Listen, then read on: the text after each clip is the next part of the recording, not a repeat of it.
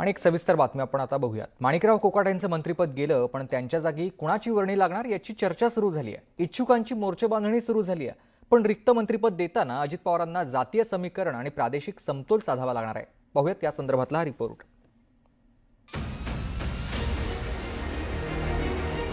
माणिकराव कोकाटेंना कोर्टानं दोषी ठरवून शिक्षा सुनावल्यामुळे त्यांना मंत्रिपदाचा राजीनामा द्यावा लागला।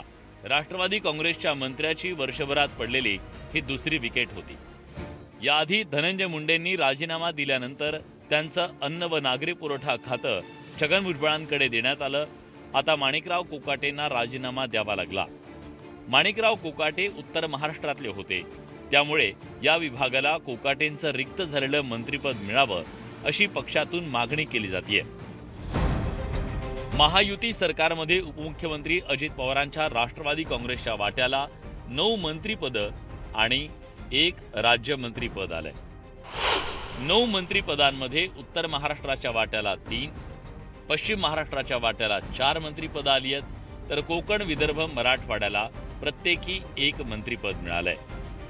राष्ट्रवादी काँग्रेसला विदर्भात 1 राज्यमंत्रीपदही मिळालंय। मंत्रिपद देताना जातीय समीकरणं कशी साधली गेली त्यावर एक नजर टाकूया। 9 मंत्र्यांपैकी 3 मराठा, 2 ओबीसी, 2 भटके व विमुक्त, अल्पसंख्याक 1, अनुसूचित जमाती 1 अशी मंत्रिपदं राष्ट्रवादी काँग्रेसनं दिली।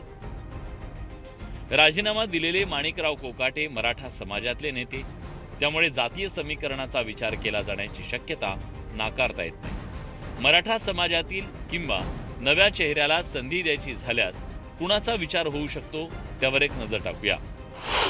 संग्राम जगताप, सुनील शेळके, प्रकाश सोळुंके यांना संधी मिळू शकते। राष्ट्रवादी काँग्रेसमधून मंत्रिपदासाठी कोण इच्छुक आहे त्यावर एक नजर टाकूया। धनंजय मुंडे, अनिल पाटील आणि संजय बनसोडे मंत्रिपदासाठी इच्छुक आहेत। परिणामी उपमुख्यमंत्री अजित पवार क्रीडा खातं कुणाकडे सोपवतात याबाबत उत्सुकता निर्माण झाली आहे। मात्र नव्या मंत्र्याची नेमणूक जिल्हा परिषदेच्या निवडणुकीनंतर होण्याची शक्यता आहे। तोपर्यंत इच्छुक आमदारांकडून जोरदार मोर्चे बांधणी केली जाणार आहे हे निश्चित आहे। संतोष गोरे, न्यूज 18 लोकमत, मुंबई।